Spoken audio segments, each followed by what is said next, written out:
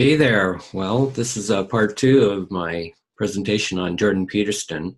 And you might notice that this series of both three videos I suspect I'll require to cover Jordan Peterson. I've framed them under understanding Jordan Peterson. And that means not particularly arguing with Jordan Peterson and or his fans and or his critics. Of course, arguing and argument is part of life, and it's part of the use of reason. It's part of the use of our intelligence. It's part of our species inheritance to survive and adapt and thrive and beyond. So I'm not against conflict. Conflict is the subject for today, as I promised in this second video. And I just wanted to first appreciate that I'm recovering from my cold, and I'm able to do this talk. I've done a lot of thinking about this topic on conflict and Jordan Peterson. I also want to thank people who have contributed comments on the first video, which I encourage all to watch first before this one, although it's not necessary either. But I think the first video sets a lot of context.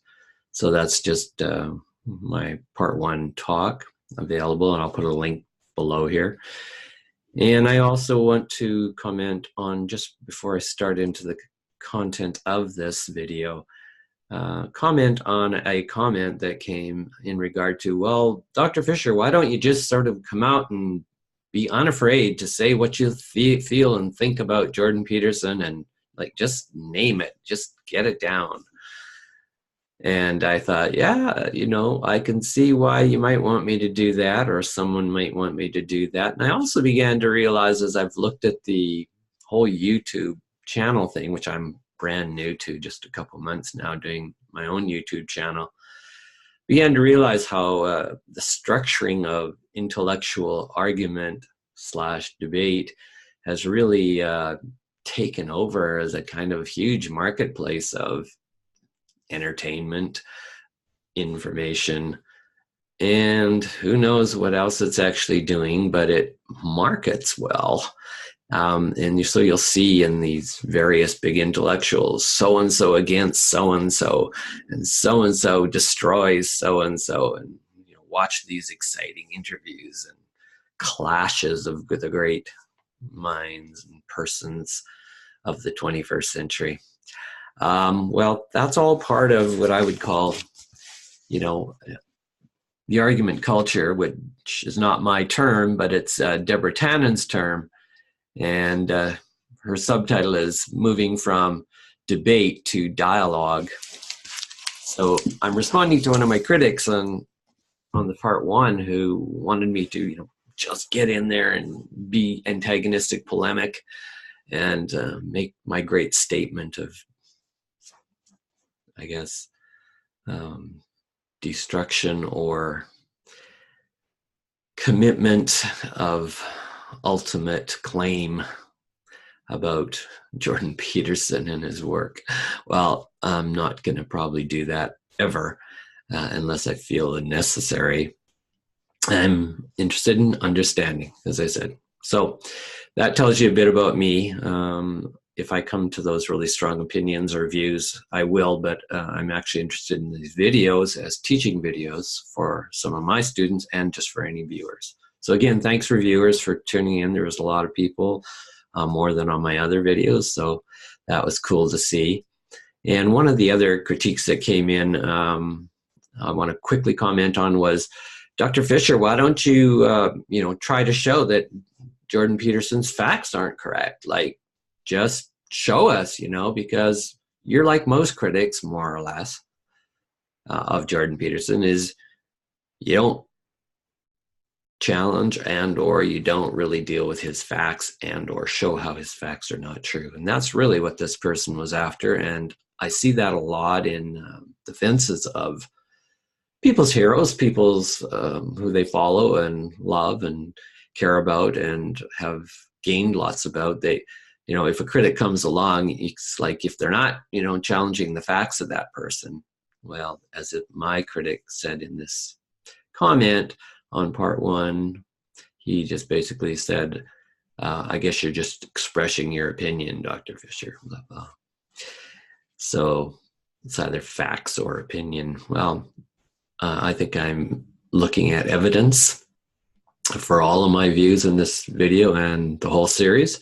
And evidence is part of, how I test the waters of reality and study and look at things. So it's not like I'm not looking at information. But what I told this person, and I'll tell everybody now, is I'm not a big facts person. So you might get annoyed by that. I'm more interested in philosophy and perspectives, which you'll see in the first video more, to help to bring about multiple perspectives on understanding anybody's presentation of and representation of so-called facts. And I'm not saying that facts per se do not exist and are not valuable. As I said, I have a very scientific background myself originally, so facts are important and interesting, and I also know that they're also constructed around various kinds of interpretive frames. Every fact comes in a package, and that's what I told my critic. So I just will put that out to you all now. If I don't do a big fact analysis like some people do, chop somebody's video up and here's Jordan Peterson, he said this, and this is obviously not a true fact because it's inconsistent with another fact, and people do videos on those kinds of critiques of Jordan Peterson and other people's work.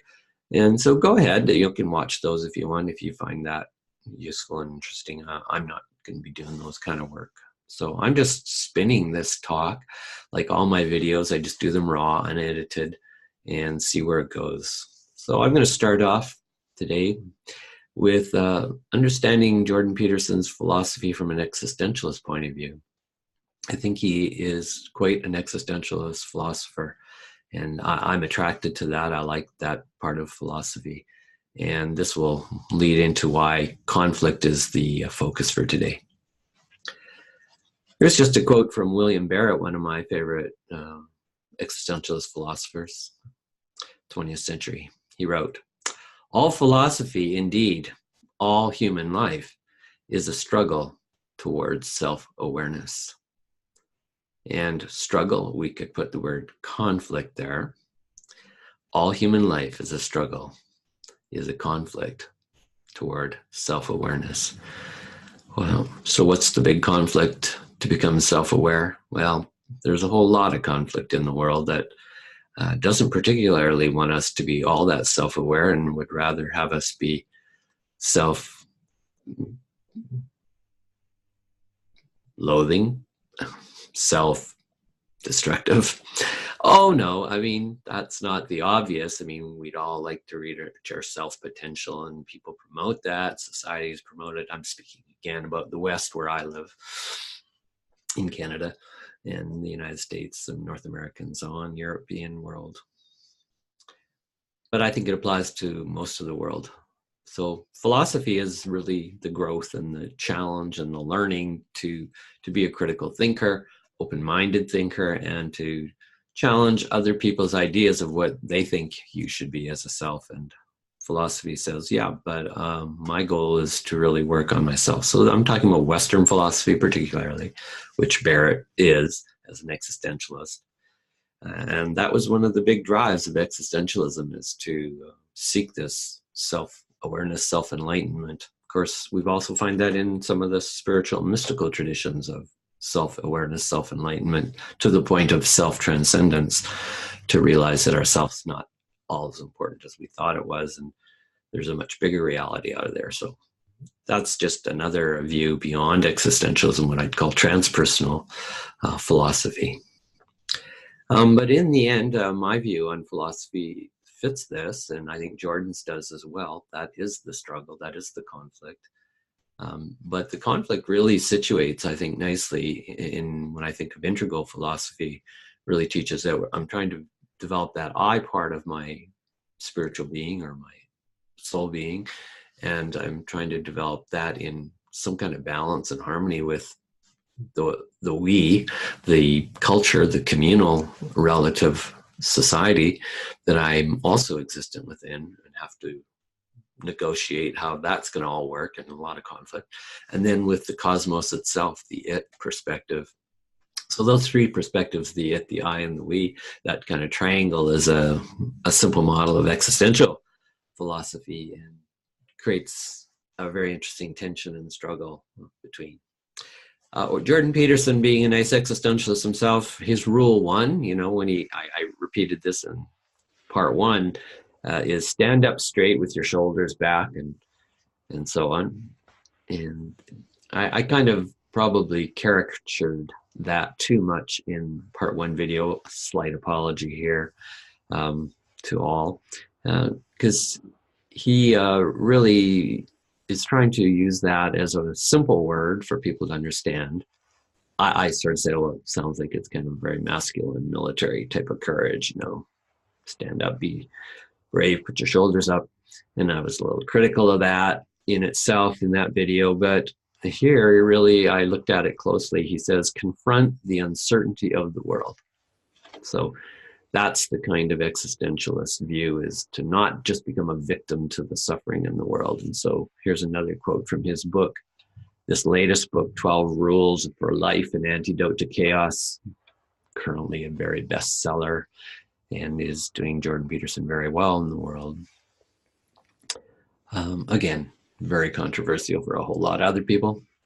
So Jordan Peterson, at the end of that book, as I was reading it with my nephew and in Phoenix some weeks ago, we and him were talking about, he's really talking about suffering, and he says, how can we reduce suffering in the world? That's one of his major tasks, but he also knows that it's, quote, almost a kind of hopeless process. There will always be continual suffering. And yet he says, but yet in despite of that, in the true existentialist philosophy way, we don't have to be victims to it alone. Yes, at times we will be somewhat victimized by all forms of accident, tragedy, oppression, and so on, hazards and risks. But our purpose is to have courage and to fight. That's the stand-up part, and to seek truth. That's all from Jordan Peterson at the end of the book. And I love his little quote. He says, the terrible fragility of being. For being requires becoming, end quote. And in that becoming is the developmental process of life. We have to grow, learn, change, fall, fail, risk again, get up, and go. So his rule one in this 12 Rules for Life is a lot more existential than I made it out to be. And then just another quote in the existential side of Jordan Peterson, and I'm going to dive into conflict specifically and what he says about conflict. But he has another nice quote. It cannot be said that the world, that history is reasonable. Another existentialist belief. And I think that fits a lot for my views as well, is that it's hard to understand that as hard as we have this great skill of reason and rationale, and Western Enlightenment has said that this is the ultimate high end of human development, Peterson is acknowledging that, hey, but you know what, really, when we look at the world, we look at history and look at the everyday, it's full of a lot of conflict. It's full of a lot of irrationality and ultimately unreasonableness. So get out there and do your difference, make a difference. That's what he's really saying.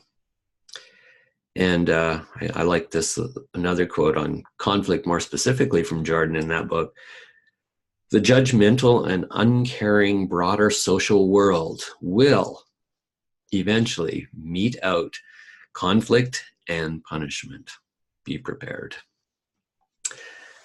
He's not saying that in a morbid way that one could get into, that the world is so unfair and full of this conflict and struggle. He's saying that's what is going to boost us up. So in that way, he's very Western. He's very existentialist. And so I'm just kind of putting him in a box there again. He's nothing, his views are not unique at all. He's coming out of that from a long tradition. Okay, just one very quick reason that these last two videos are on conflict and fear. And what is the DCFV theory? This is R. Michael Fisher, me speaking. This is one of my theories. I came in my master's work when I went in much later in life to UBC in Canada and studied conflict for 3 years and wrote a master's thesis, which really was a PhD, huge thing I did, studying how people talk about conflict. And that's why I'm looking at how Jordan Peterson talks about conflict. I think it's really important to social theory, as I said in the last video, and to understanding even good psychological theory, which Peterson works in all those fields and areas. And I just wanted to really just show why conflict. This video, the next video I'm doing on Peterson will be on fear and how he understands fear. These two are in the middle of this formula. D stands for domination, that I believe exists, as the existentialists do, as causes and is part of the vulnerability of humans and most living organisms, is to be dominated by another. And that comes in very subtle ways, just in terms of just taking space is a form of domination. Someone who talks a lot and doesn't allow other people a lot of space, for example, to talk, and kind of steps on people's toes because they're so big and alpha male or alpha female. And these are just, to me, part of the evolutionary picture. So I argue domination exists and is not per se the problem. It's just going to exist and be prepared for it. But what domination brings is conflict. So conflict arises in terms for the dominated, the subordinated, even if, again, if it's not systematic, it's almost just subtle and accidental. It could be, more severe, like racism, sexism, and so on, classism. But conflict is the response. It's the healthy response to, whoa, no, hey, you know what? You're on my toes. Step back. No. So I believe that's an inherent process in the human condition. And if domination exists, conflict is there and going to arise, and that we deal with conflict management, transformation in a good way, that will subvert the problem of violence. I also say that under domination, when conflict exists, there's also fear arising. It's a bit of a scary place to enter. And Jordan Peterson talks about that in a lot of his videos. And he even says he doesn't like conflict. Somebody said, "Are you kidding me? You're a total provocateur," one of his interviewers. And he said, "Actually, I don't like conflict. It shakes me up. It takes me days to recover," he said in one of his interviews. And so that's a sensitive human. He's not just a machine. He's not just an ideologue out there without feelings. So anyway, that's the relationship. Domination without good conflict management will lead to violence. That's the ultimate problem. And that's why a lot of people think domination is violence. And I'm saying, no, domination is the beginning of violence as a potential end. Domination exists. We're here to do conflict work and do it courageously, do it well. And we're here to confront the fear that goes with that. And sometimes realizing that a lot of people who dominate excessively are very fear-based people. All right, so that's just what that little formula is about. And that's why I've focused my master's degree on here and my PhD degree on studying fear. A lot of intro there. So I'm going to keep going into how Jordan Peterson sees conflict. So I said he's an existentialist, so he sees the struggle, conflict of life. He sees the domination and suffering in life as inevitable. He sees this punishment and judgmentalism that exists in society. And he says, basically, get ready for it, folks. There's no naive, peaceful society here that is all in harmony. However, you can help bring about less suffering. And that really, in my DCFV model, would be through doing conflict better and fear better, coming to have a better knowledge and better understanding of those two. We're going to subvert that possibility of the suffering that comes through excessive domination to violence. So I'm all for that, less suffering, but it's complicated. I'm going to situate myself by using a postmodern practice, something Jordan Peterson, I said in the first video, is very critical of a lot of postmodernism and his critique of it as ideology and so on. And it comes to situating myself as a good postmodern practice is because I carry all the wrappings, I carry perspectives, my own history that goes with my white identity, my heterosexism practices, my North Americanism coming from North America perspective, and coming from all kinds of other perspectives. Luckily, I don't have a particular religious perspective, but I'm influenced by Christianity heavily. It's all in my dad's family line. I'm also quite European on my mother's side. She was an immigrant, and so I'm firstborn generation on my mother's side. She was a war bride. So one could go into a huge discourse on how to situate oneself, but I also have said I come from a conflict traditional perspective, critical theory, critical pedagogue perspective, and I explained some of that in the first video. But I also want to give you a sense that I come from, I'm an artist as well, and that is a very rebellious type of positioning. And as an artist, I think the purpose of art, I think Matthew Fox said it really well. He said the purpose of the artist is to deconstruct language and all normal means, or means of making normal.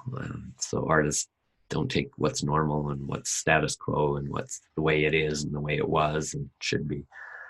Artists kind of just spiritually disrupt that. So that's another part of me locating myself. And Jordan Peterson, from what I can tell, does not claim himself to be an artist. So he's much more a scientist. And I think those are not incompatible, but they can often be incompatible. And I want to show you right now a piece of research I've been doing that indicates some of why there is this huge difference. So many years ago, I'm going to do this very quickly, but I'm going to put Jordan Peterson in a box and I'm going to put me in a box. And we're actually in different boxes here on the ABCD spectrum. So I came up with this very quickly as a thought experiment in 1983. And I thought to myself, what are as many ways I could come up with of how to draw and color a rectangular shape, just took it as an arbitrary form. And I'm interested in the whole act of creation itself and how it can take different methods and forms and perspectives and ways. So 4 different ways to color and draw a square or rectangular shape was the question. So A was the method I first came up with. That's the simplest. I could take a ruler, an outline, color it in evenly. The next way to make a fundamentally different image or creation would be B. Still could use the outline ruler thing, but more diversity inside, right? Lights to dark. And then to really get fundamentally a different way or a different paradigm of making and creating to solve this problem, I could come up with C method, which is just move the crayon back and forth, and darks to lights, for example, still get the rectangular form showing up because that's my intention. But it's very different than A and B. And then I could only come up with one fundamentally more different way, and that was D, and that's to move the crayon sort of in the environment and the form, and eventually that rectangle shape forms. And so then when I looked at them, I said, well, there are really 2 different methods. On this side here is the very mechanical methods, here are very organic methods. And so then I started to ask questions about, well, what if I ask people different questions in the society about, oh, what do you think's the normal way of coloring and drawing? Just in your opinion, your view, and I'm talking about in your society. Well, I asked that question to a whole lot of people. I've asked over 1,000 people that question now, amongst other questions, which I won't go into in this short video. And first, pretty much everybody is about 90% plus on average. That goes there all the ways from 7 or 8-year-olds up to 70-year-olds. They think A is the normal way of coloring and drawing a rectangle shape. Well, that pretty much is true. It's the coloring book syndrome, as I call it, and others have it, but I've kind of given an image. And that becomes the dominant way, the normative way, and the normal. And then you start to think, well, then all the rest are kind of abnormal. Well, that has a lot of implications, because if you think about which is the most creative and artistic, which was in question 10 on my survey, a lot of people put D, and some C, some B. Not too many put A as most artistic and creative.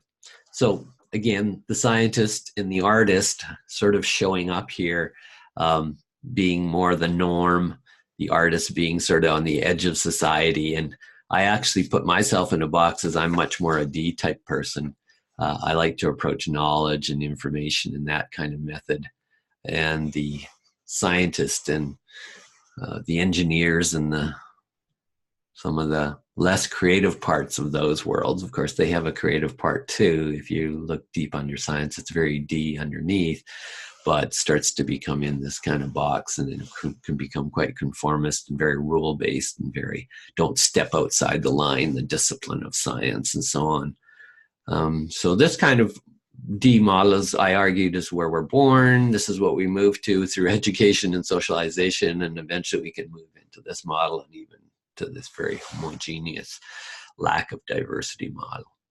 Well, I put Jordan Peterson in a kind of box. He zooms around up in this kind of openness. He's even got some of this wonderful openness in his learning and curiosity. But when he kind of comes down to his clinician, psychologist, he kind of ends up more of this kind of style of approach. And that you could call a B personality if you want. I'm more a D personality, and the A-type personality, which has been studied in psychology, tends to be very authoritarian, very rigid like this, and closes off the world of what's right and good in here, and what's out on this world is the opposite, and it's threatening and it's bad. All right, just a lot to say about this, but I want to give you a quick sense of why this is important to my claiming my own territory and my situatedness in terms of clinical psychologist. I don't want to be dumping on Jordan Peterson because he's a clinical psychologist without saying I have some biases towards and against clinical psychological training and what it does to people's minds and how it makes them think. And that came out in very clearly when I did a workshop several years ago. I was working in a youth center. I was the case manager of this youth center for troubled youth and addictions and families. So I did that for 8 years as the consulting therapist. So then I came to do a workshop in Calgary to a clinical staff at another group home facility, very well known at that time, very well established, really professional staff, had clinical supervisors who were all psychologists, and case managers were all clinical psychologists. So there was 10 of them clinical psychologists in the room. I walk in, I'm not clinically psychologically trained. My therapeutic practice and understanding comes from many traditions, which I have not time to go into, other than I didn't take the standard route. Again, I took a more D approach to coming to understand how humans suffer and how we can help them. Clinical psychologists go through a very different route, and it's got a lot of this training, less of that, and a lot of this in their training. So perfect example. 10 of them in the room. I give them this drawing, not saying anything about its background, ask them these 10 and 16 questions or so. I think it's 16 at that time. And one of the questions was, which is the most healthy in your opinion? So again, they all said this is the most normal, in their views. And I said, okay, well, think of this as a metaphor now and not just, the image itself as a way of organizing and solving a problem, a way of living life as a lifestyle and how you interact with the world as a form and an environment. So I asked them the question, which is the most healthy? And when I asked them, okay, so who chose D? Nobody, except one who happened to be the supervisor of all the supervisors, their boss. He chose D. I said, well, I personally would have chosen D as the most healthy model for a human being. Whoa, about that time, one of the staff's hands goes up and he says, well, I don't think any clinical psychology in their, clinical psychologists in the right mind. Oh, by the way, they didn't know what their boss had picked at this time. I knew it because I had his card in my hand with his choices on it. So they didn't know what their boss said. Anyway, and so they all said, and when they looked at their cards, they all chose, B is the healthiest. And so I said, well, so what do you think of D? And well, the one guy argued that D is schizophrenic. I said, sir, why is it schizophrenic? He says, it has no boundaries. This is an unhealthy. We're always dealing with people with no boundaries. And borderline disorder, borderline personality disorder is a problem, pathology. And so they were pathologizing this D-ness model that I say is actually the most healthy. So think about that for a moment. Talk about conflict in the room. And so then I said to the psychologist, I said, well, you say D has no boundaries, but sir, do you not see a rectangular shape just like on all the other ones? Because that was the intention of the study, is to create a rectangular shape, this little exercise. And he said, yeah. I said, well, if it didn't have boundaries, you wouldn't know it's a rectangle shape. Oh, okay, into that. Point being is there's different ways to get to a form, to get to reality. And I just am putting out my bias as more a D-ness person, and I see Jordan Peterson as accesses some of those organic models, but is primarily when he comes down to his clinical arguments and some of the ways he teaches and some of the things he says, he has that tendency for that kind of closure of B, right, which really closes off other possibilities to get that real confident sureness. And by the way, B is also, the most loved, the most beautiful when people put down which is the most beautiful. Well, I'm bringing that forward because I also think that this question of, is Jordan Peterson an ideologue himself, of even some dangerous possibilities in the way he's teaching? Well, I think his existentialism is good, as I started off, but I think some of his clinical psychological views and his social theory views are a little more concerning. And even my daughter thought that he's a bit, quote, of a dangerous ideologue, even though she was very favorable of his work earlier on. So I'm concerned about that. And I was thinking, well, the ideologue or the ideologist is really more the AB models for sure, because they close off, they bring closure. They get their idea of truth and reality, and they close off those other perspectives, which I brought up a bit. And I want to bring that forward, and how Jordan Peterson in his book, when I was reading it, and I shared this with James, I said, I'm a little concerned about Jordan Peterson's way that he sets up conflict and sets up this exclusion. So in page 142, and he's writing about this very contentious issue about parenting and single mother parenting. And as I said, he's often politically incorrect. And he comes off a bit absolutist and authoritarian when those AB models that I was showing they're basically absolute authoritarian type styles and aesthetics, if you will. And I think Jordan Peterson operates that, as do clinical trained people. My research, that one study showed me, I'm sure if I did more research, I'd have better confidence in saying that as a generalization, but I've had a lot of experience with clinical psychologists as well, and professionally and personally in different ways. And they just are trained in a way that is very dominating, I find, and very excluding in boundaries, that very mechanical kind of way, even though they have that softer sensitivity to the psychology, humanistic part. Anyway, so these are two strategies I've seen in Jordan Peterson's work in terms of how he writes and presents, which I'm concerned, and I think they're symptomatic. So it's not horrible, and it's not total distraction towards why we shouldn't look at his work. And I don't think he's a violent ideologue by any means, but the tendency toward that B-ness kind of closure.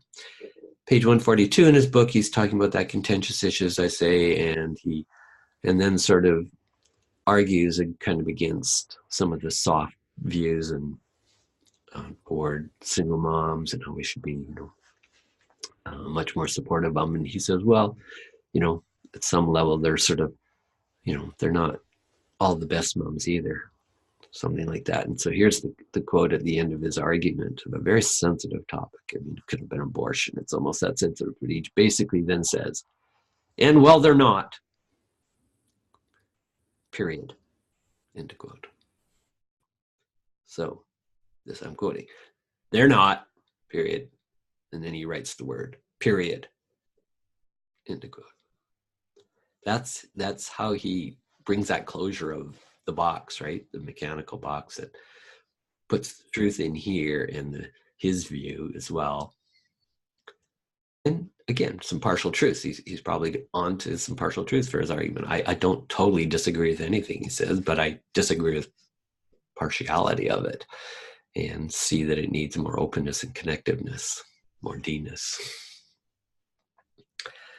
So that, and I've seen that in a few places in his writing, and I also hear it in his speech pattern of how he'll shut off. So he uses another technique in his writing and in his speeches. If you look on various talks and videos, he says, well, that's just nonsense. So he's in an argument with somebody in conflict. Well, that's just nonsense. That view, that positioning. Okay, that's pretty much the same as period. And he's really doing is he's saying end of quote. Why does Jordan Peterson have to add that on? Well, they're not, period. Why does he have to add the word period after that? He could have just stopped, and they're not. I mean, that's strong enough kind of absolute. But then he adds period. So it's like double absolute, starting to move towards anus, kind of getting very homogeneous. If you disagree with me, it's just period, not worth discussing. That's the implication of his approach to conflict.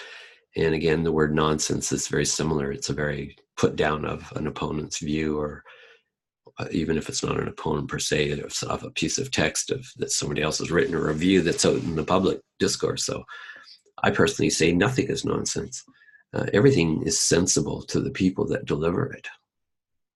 So from their perspective, it's very sensible, even if you think it's nonsensical. So for you to exclude and dismiss their perspective relatively, which they have the right to a relative perspective, just like you do, Jordan Peterson or anybody else with this kind of authoritative closure mechanical approach, again, which I find in a lot of clinical psychology, this is a disorder, and well, then it's not. And we're the ones to make that judgment because we're clinically trained.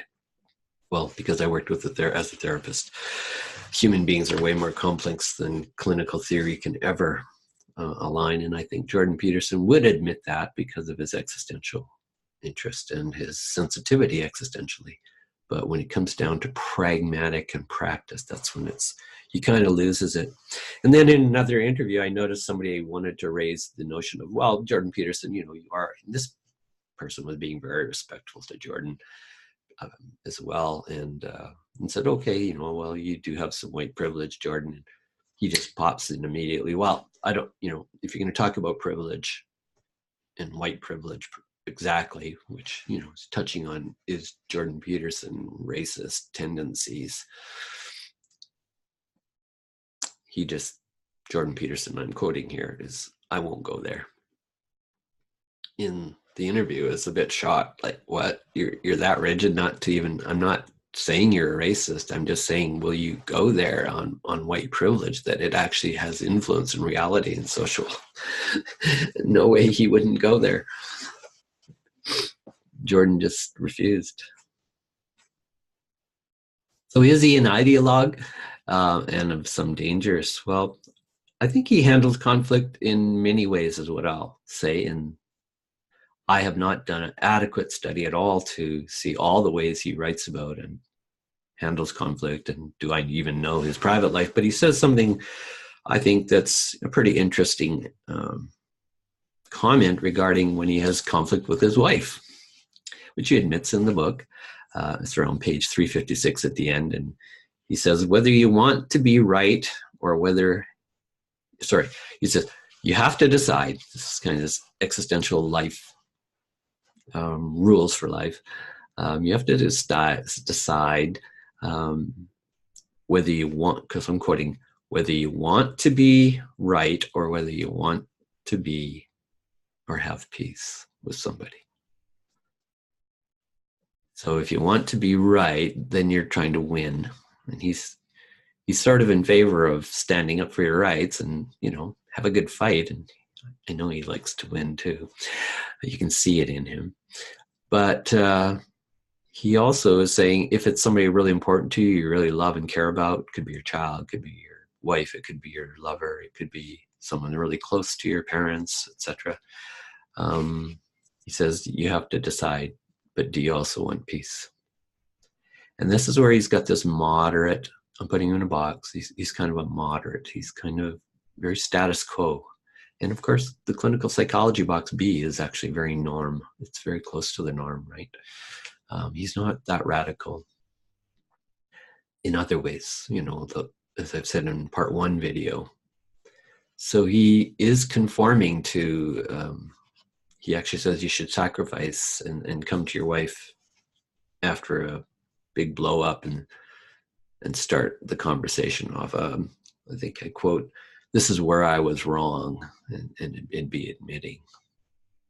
Even though some part of him might want to win an argument and know that he's right in arguing with his wife.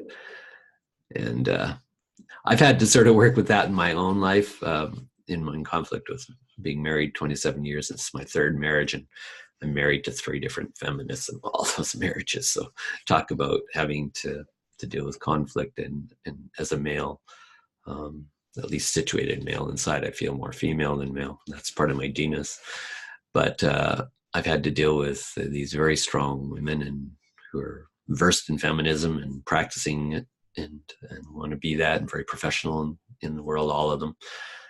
I've had to deal with having conflict and this notion that I think my argument is a better argument in a certain situation when we're in conflict, and yet in the end realizing that the final, last time I said to my wife, I said, okay, well, we have these ongoing conflicts. And I said, I've kind of come to a place that, 50% of the time you're right in these arguments, and 50% of the time I'm right.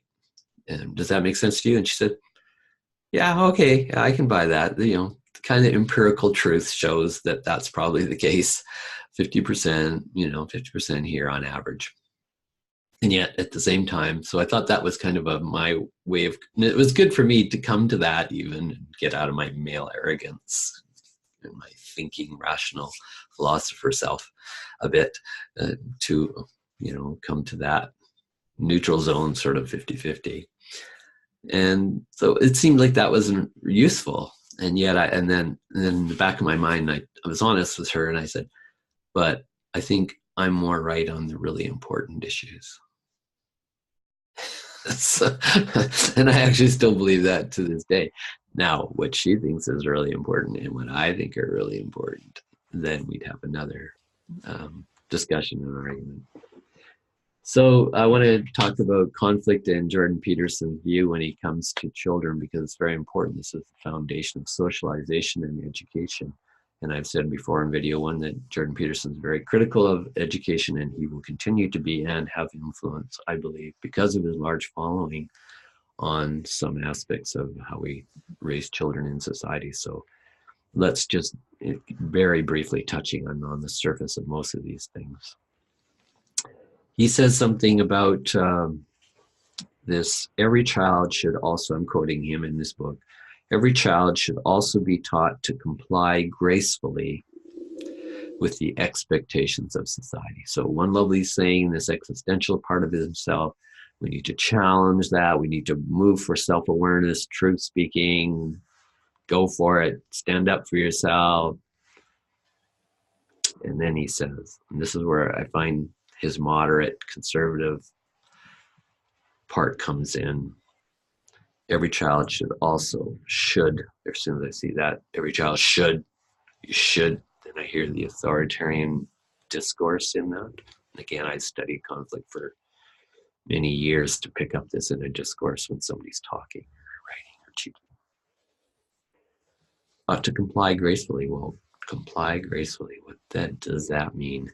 Now, not that I've read his book thoroughly enough to comment, but I will say that doesn't sound like, a lot of support for, I disagree, I need to say no. So part of him is telling it, males especially, you got to stand up to the feminists and others and all this politically correct language that's being dropped in rules and laws, and stay no and stay true in your integrity. And then he comes out with this, socialization, educational child rearing practice of should be taught to comply gracefully. And he's not at all a fan of what I and other people have called adultism. And that's when adults believe because they have authority, because of age and power, and the society gives them authority over children. And they can also take the life away of a child very easily compared to a child being able to take the life away of an adult. There's a definitely different power control structure involved in all that. And the child is very vulnerable on a totally different plane than an adult. It's easy for adults to abuse the power and the privilege of their adult positioning to get and stand for and represent. Yeah, but this is the way it is in the real world. An adult might say to a child, well, because I worked with rebellious youth for 8 years in intense situations and working with them and their families and family therapy work, one of the things I had to try to really do is have the adults respect the adolescents' rebellion, their no, in a healthy way. And I had to really work hard to convince the youth, it's not about throwing out your toxic no and the F you that goes with your no. That may not be all that useful a lot of the times, but keep the no and keep it there, and then help the family system respect the no's that are in the family. So graciously accommodating, or was the term gracefully complying? I'm not so sure that's the way to go. Another one. He's talking about advice for people on his rules in his book. Act so that other people are happy around you. And that very moderate, very status quo. It doesn't seem to speak at all to how he actually behaves. And he adds to that, he says, a child who is crying angrily, demanding attention is not making himself popular, end of quote. So, he talks about using reward and punishment to change a lot of children's behavior. They tend to work well on that. And then, of course, you have to talk to them when they get older more, be more rational. But again, these are child practices, rearing practices, part of the foundation of socialization and his social theory. That's what I'm kind of challenging right now and having us be aware of, to be critical of. So when I say a child's demanding attention, for example, I think very differently than him. He's a clinical person. I'm not in that sense, although I have a lot of sensitivity to the clinical world because I had to work in that in the therapeutic work that I've done for years.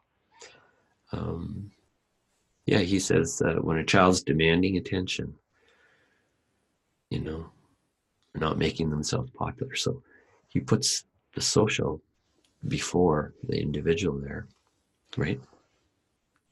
Popular, fit the social norm. Don't be too out of the normal boundary, the B box. I'm going, B is not that healthy. Like, that's why our society fundamentally is not healthy. It needs to be much more organic, much more connected to the environment, holistic, as that C and D models show. So this is where his social theory lies. That's why I put him in the box B. And that's the kind of outcome that you get, is this kind of attitude that the children demanding attention. I don't like a child when it's demanding attention. I'm a parent. I have 2 children. I know what that's like. I've been a school teacher. But I also have an attitude that if they're demanding attention, that there's something being asked to be needed, and an attention deficit in their life, which could be from their home, it could be from their physiological being, of the attention deficit or disorder. It can be just that they're not getting enough attention on what their no is, what their views are. And right now they want somebody's attention. And I put attention, the call for attention is the call for a healing process. There's something tied in a knot. There's a conflict there that needs to be unwound. So it's like he avoids that children have conflict in that kind of statement. They're just crying and they're angrily and they're, wanting attention. It's a very common view, unfortunately, in Western society today. And I think you can certainly go overboard and want to not be strong in your boundaries with children and say, well, not right now is not the time. You can't have attention on that right now. It's like there's other things that need to be done. It's just the way it's going to be. There's times when you have to do that. So I'm sort of for that tough love parenting to a certain small degree, but when it does not have a healing perspective, and that's where I see him come from. He doesn't seem to really have that healing perspective and understanding when attention's calling from a child. So just from that quote, again, this is not a thorough analysis and study. He also has a really good video on conflict. Jordan Peterson, Preparing for Conflict. That's the title of the YouTube video in an interview. So Jordan Peterson, Preparing for Conflict. And he's a few quotes, which I'll just, as I'm moving to the end of this video, to give you a sense of where he's coming from. He says, from his experience in clinical practice in this video, quote, people are often loath to make decisions that will cause conflict.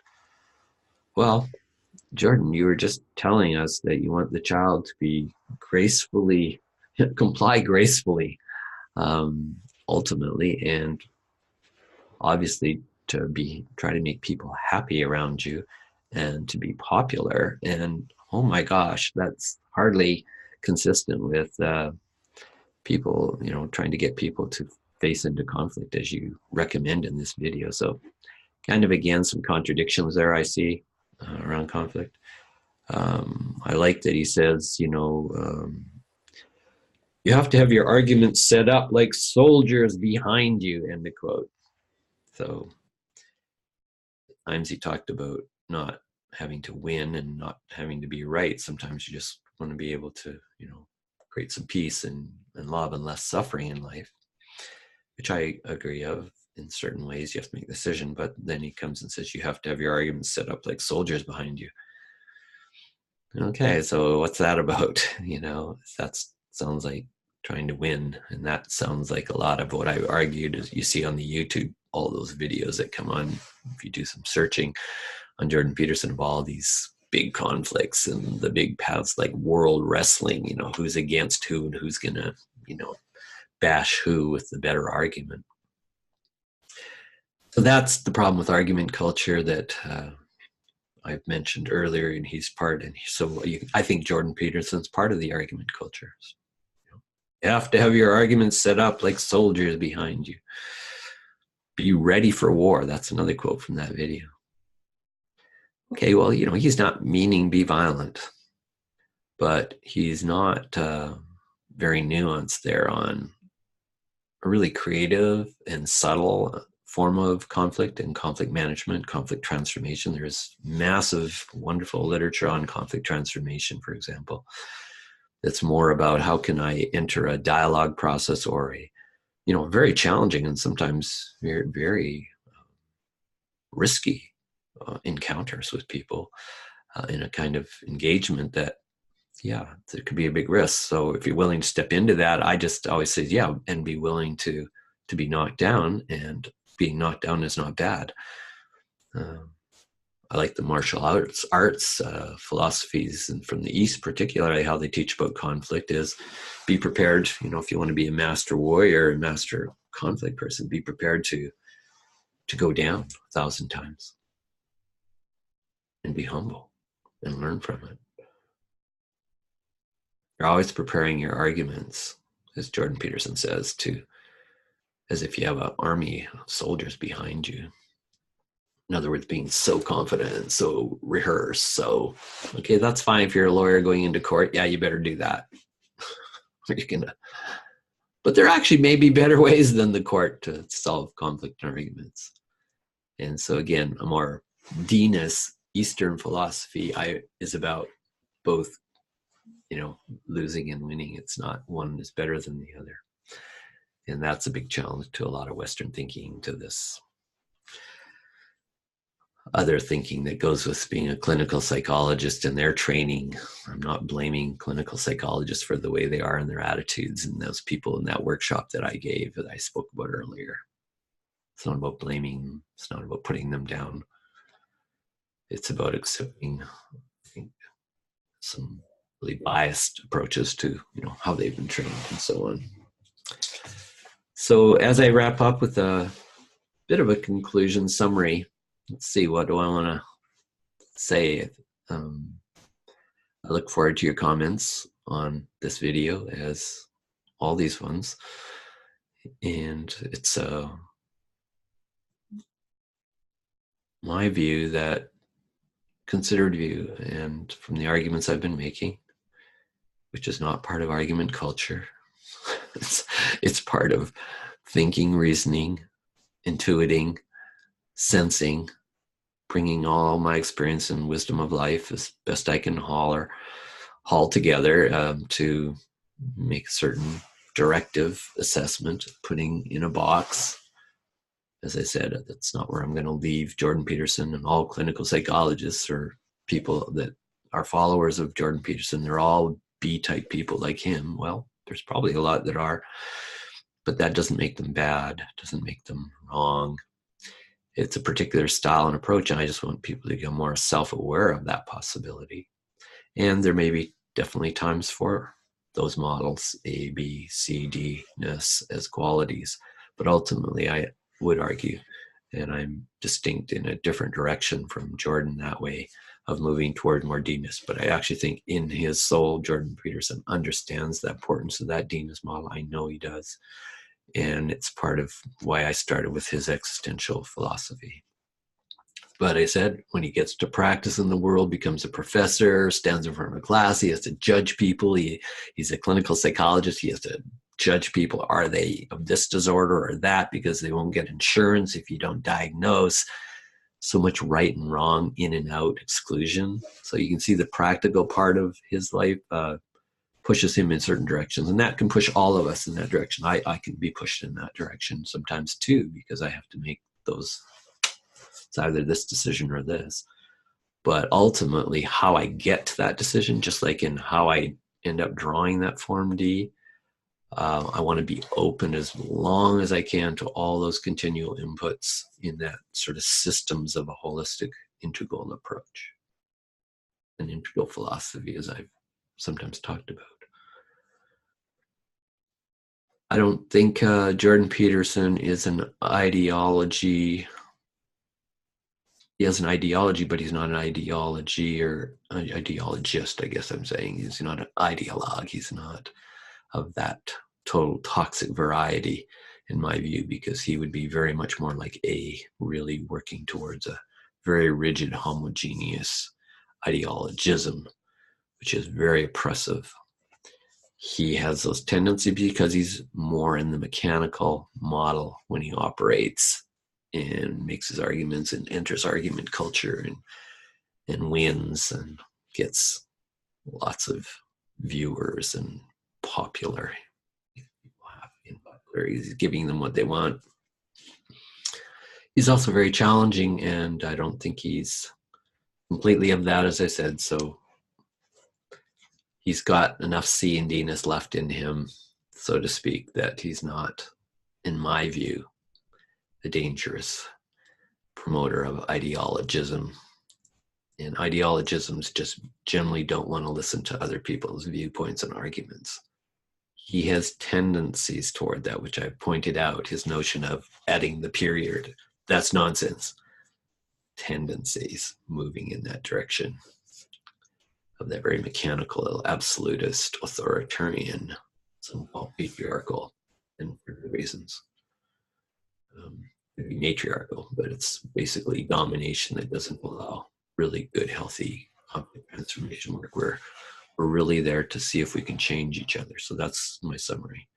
And my advice to all Peterson fans and so on is enter conflict, enter it strong, be the rebel. I'm like that too, and stand up, etc. is rule one. And at the same time, be prepared to fall and be vulnerable and be this, as he says, I think that beautiful quote on the existential, let's see if I can find it. Confront the uncertainty of the world, he says. And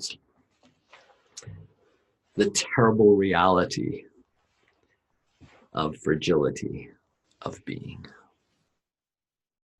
That will keep you in a more healthy D-ness, balanced with that B-ness. Thanks very much for this. It was an interesting adventure for me to put some of these together. And as I say, I pretty much just wung it, stringing things together from my life. And so I'll think more about it and put some of the ideas and summary in the description, and prepare for the third video, which is focusing on his approach and discourses, his thinking about fear, and ultimately what that comes down to is fear management. So conflict and fear, right in the center, go together as primary to helping us understand how to bring less suffering in the world, less violence, and a more sane, healthy, sustainable world. Thanks very much for listening.